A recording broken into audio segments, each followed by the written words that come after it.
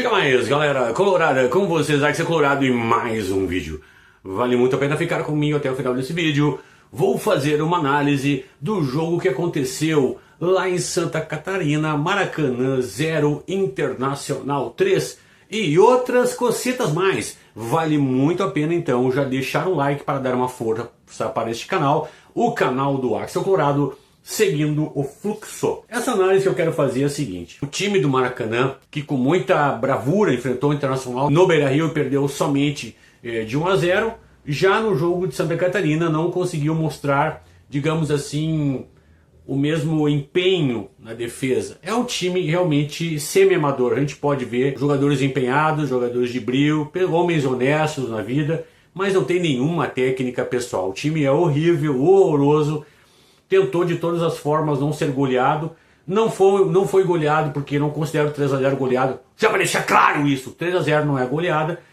E então o que eu quero dizer para todos vocês é: o jogo do Internacional já abriu tudo errado. Você não abre nem com 2 volantes contra o time com o Maracanã. Você pode jogar até sem volante contra o Maracanã, tá? Quer saber? Pode jogar até sem volante. Até porque o Curupira para mim é um inútil. Eu já saí da fase do Cali pisando em ovos para falar desse cara. Esse cara tem um futebol que não traz nada de bom pro Inter. Ainda mais o Inter, que teve grandes volantes na vida. Esse cara deveria agradecer todos os dias a Deus por usar 5. Aliás, eu acho um sacrilégio o Curupira usar a 5 do Falcão. Mas voltando à análise do jogo. Eles fizeram uma linha de 5, uma de 4, colocaram um jogador no meio ali tentando fazer alguma coisa. Uma retranca gigantesca. O Inter sem inspiração, pouca transpiração. Alan Patrick jogando como sempre de costas para o gol. Me lembrou muito o time do Cudê, mas demais o time do Cudê. Aliás, o time do Cudê e o time do Roger Machado tem uma diferença básica. A diferença é somente uma. Os dois têm a mesma visão de posse de bola, de sair jogando, aquela chatice toda.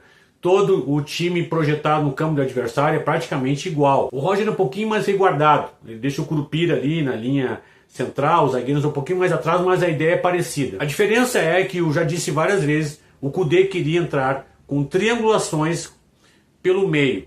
E o mestre de todos os magos quer entrar com triangulações pelos lados. Como havia uma linha de 5, o Inter sempre tem dificuldades com uma linha de 5. Então o primeiro tempo foi aquela coisa modorrenta, tremendamente chata. Já houve, o Alan Patrick perdeu o primeiro pênalti, eu vou falar sobre os pênaltis depois. Mas não dá para comentar muito taticamente, a não ser animicamente, que o time do Inter é uma zona de conforto tão grande que os jogadores não se sentem incentivados a nada. A correr, a dar o máximo, a fazer uma goleada, a dar um espetáculo. Um time modorrento. Para mim é a cara de ser o treinador. É as fuças de ser o treinador. E segundo tempo, a árbitra ou árbitro, não sei bem, não consegui discernir. Cal. Como eu disse, ninguém comentou, me irritou profundamente isso aí, que no outro vídeo ninguém comentou.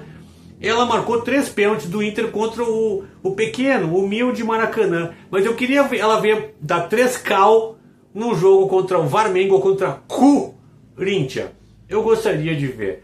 E aí, teve um pouco mais de animação, mais 2 pênaltis perdidos, né? Ai, que coisa de louco isso. E depois o preparo físico do Maracanã caiu por terra e o Inter conseguiu fazer mais 2 gols. Inclusive disseram que era golaço do Romero, mas não foi. O goleiro, coitado, falhou. A única falha desse goleiro que eu vi nos 2 jogos. Deixou todo o canto esquerdo escancarado para o Oscar Romero. Então esse foi a análise do jogo, não tem muito o que dizer. O Inter jogando contra um time semi-amador, fez o que tinha que fazer, mas entre aspas, né? Para mim, o que tinha que fazer era 7-8-0. Sim, era isso. E agora chegou aquele grande momento da Max Titânio na tela diretora do site da Max Titânio. Você que treina e faz academia. A Max Titânio tem a oferecer para você glutamina, creatina, BCA, pré-treino, pós-treino, vários tipos de whey protein, combos extremamente lucrativos. Entre lá no site da Max Titânio, escolha os produtos, coloque no carrinho e ao finalizar a sua compra você digita esse cupom aqui, ó, MAX10 Axel Colorado, e você tem 10% de desconto na aquisição desses produtos incríveis. A Max Titânio é uma gigante, não é por acaso, é pela qualidade e excelência de seus produtos. Eu já deixei um grande abraço ao pessoal da Max Titânio. A questão dos pênaltis. Um recorde mundial, 3 pênaltis errados no mesmo jogo. Quer dizer, não foi recorde mundial porque me lembro do Palermo, né? Ou Palermo, né? Como dizem os argentinos. perdeu 3 pênaltis no mesmo jogo, a mesma pessoa. Acho que aí sim é um recorde mundial. O Alampa, aquela cavadinha, eu vou dizer pra vocês uma coisa, cavadinha acima do 5-0, nem 4-0 eu libero cavadinha. E também eu não vou recriminar as pessoas que chegaram no meu canal e dizer, ó, cavadinha nunca. Estava no Beira-Rio, naquele jogo maravilhoso, Internacional 8, Juventude 1, foi um jogo maravilhoso, exorcizamos o Juventude para sempre, que daí caiu para B, depois caiu para C, acabou o clássico, né? Eles aí, DR Bostesse, volta e meia, voltam com esse papo furado de clássico juvenal que não existe. Então ali o Klemer estava ali e a torcida pediu, inclusive eu que estava no estádio com a minha esposa, e pedimos ali que o Klemer batesse o pênalti para humilhar. Ali foi um pedido para humilhar o time de Juventude, que mereceu, que eu nunca vou esquecer que durante o hino nacional, eles entraram durante o hino.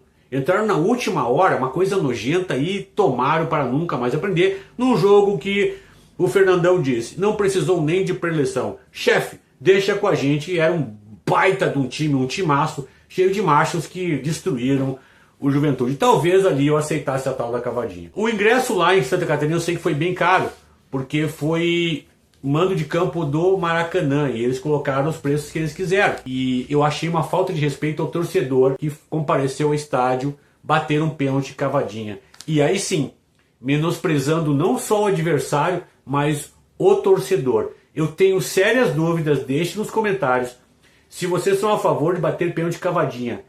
Eu não sei nem o 7-0, mas aquela vez era importante porque precisávamos humilhar esse clube nojento aí, filial do Grêmio. Mas aquele que defende que nunca, pelos salários astronômicos dos jogadores, pelo valor dos ingressos dos torcedores pagam, eu não sei se vale a pena.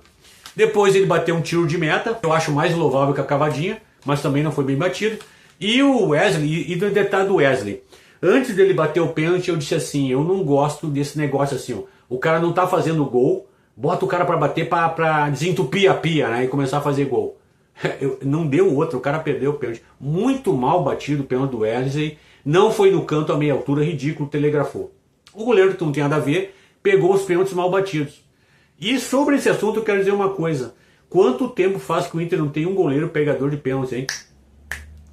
Olha, eu vou dizer uma coisa, olha, decisão por pênalti, esse goleiro pega todos os mal batidos, né? E tem muitos pênaltis mal batidos, não só do Inter, no futebol brasileiro em geral, ninguém treina mais nada. Não pode, que vai machucar a coxinha, aí ninguém treina. Interessante ter um goleiro até desse no grupo, ou uma decisão de pênalti botar, o cara é bom. Do Alampa, ele pegou 2. Ele pegou um aqui em Porto Alegre e pegou um lá em Santa Catarina. Do Inter, no total, pegou 13 e um bateu um travessão. E no travessão ele ainda estava na bola, né? Então, e a nota triste de pesar é que esse treinador ridículo, patético, em nível de Série B, disse que o Inter bateu os pênaltis bem. Meu amigo, uma coisa é o teu viés político, e eu sei muito bem, né? Que tu fala um monte de bobagem naquele lado lá, e as pessoas ficam tudo assim, ó. Só que pra mim não! Pra mim não, meu amigo, tá? Vai passar cachorro em outro, chefe. Foi um lixo, os pênaltis foram muito mal batidos, inclusive do Beira-Rio também, do Alan Patrick, foi mal batido. E, ou seja, pare de tentar enganar as pessoas com seu discurso pilantra e nojento. E agora chegou aquele grande momento da K-Design. Na tela, diretor, sai da K-Design. Você que quer adquirir joias masculinas bonitas, a K-Design oferece para você anéis, tem correntes, tem pulseiras de ouro, prata. Entre lá no site da K-Design, procure suas joias, coloque no carrinho e ao finalizar a compra, digite esse cupom aqui, ó, KZX Colorado, e você tem 10% com a adição dessas joias magníficas. A K-Design já está há 10 anos aí no mercado, revolucionando em termos de joias masculinas. Deixa um grande abraço pessoal da K-Design. Seguindo o fluxo. O Inter estaria atrás do atacante colombiano Marino Inestrosa. Me encanta a idade dele, apenas 23 anos. Vai fazer agora em julho. Isso é bom, isso é muito, muito legal. Ponto negativo. Já passou por 6 equipes. Ele foi revelado pelo Urso Marzo, da segunda divisão do futebol colombiano. Teve depois no América de Cali, no Palmeiras Sub-20, viu? Já com o Abel, e não foi utilizado. No Pachuca, no Columbus Crew, lá dos Estados Unidos, e atualmente está no Atlético Nacional. Seu ponto negativo, um cara que com 22 anos, né, 23 incompletos, já rodou para tudo que é lado. É cedo, eu sei, para fazer uma análise desse garoto, né, porque ainda é um garoto, 22 anos, mas o que me encanta é a questão da idade. Agora, obviamente que o jeito que o futebol está hoje, o cara faz 2 jogos bem numa Libertadores, já o preço vai lá no céu, a família cresce o olho, o empresário então parece que vai explodir as órbitas de cifrão do cara pensando, e aí a tal da valorização, os caras começam a pedir cifras gigantescas. Eu não vou emitir nenhum juízo de valor, não conheço o jogador, vi que no jogo contra o Internacional ele fez algumas boas jogadas, mas não posso me ater a dar um veredito assim. Tem pouquíssimos gols na carreira, eu não acho legal isso. Ah, mas só tem 23 anos, não interessa. Não tem nem 50 gols, tá? E o detalhe é o seguinte, eu gostei do lateral direito do Atlético Nacional, que agora durante o meu comentário eu lembrei, mas eu não lembro do nome. Ah, o diretor tá colocando o nome dele aqui embaixo, eu gostei muito desse jogador. Um jogador forte, viril, alto, que é uma coisa importante. O Inter tem um time de anões hoje em dia, anões e velhos. O Inter tem um time de anões e velhos. É pra matar. Seguindo o fluxo. A projeção para o jogo contra o Sport amanhã lá na Itaú da Ilha do Retiro, acredito que vai ser o jogo lá. Tem uma péssima notícia para todos vocês, o retorno de Bagrinho. Bagrinho vai retornar. Aí a gente tem que olhar esses caras aí. Ai, a gente tem que fazer isso para seguir vivendo. Tem que olhar lá o VCV, tem que olhar o Geleia do Voz e os caras, defecam pela boca, né? Ai, que bom, ele vai voltar, temos uma opção de velocidade. Cara, opção de velocidade. Um cavalo com 102 anos de idade é mais veloz que o Bagrinho, sabe? E eu já disse, já avisei, eu não vou mais em nenhum lugar, e não vou debater esse tipo de jogador mais. Não me chame para debate, para debater o Bagrinho, se o Bagrinho vai jogar, se o Bagrinho não vai jogar. Não me chame, por favor. Vá, mas não me chame. A projeção, fora isso, essa notícia triste da volta do Bagrinho, de ficar à disposição, porque não adianta absolutamente nada, não faz nenhuma diferença, pelo contrário, é uma aparição negativa. A projeção é um time misto para 100% banco de reserva. Eu quero dizer que nós estamos perto da zona do fedor, perto da zona da degola, e não estamos classificados na Libertadores.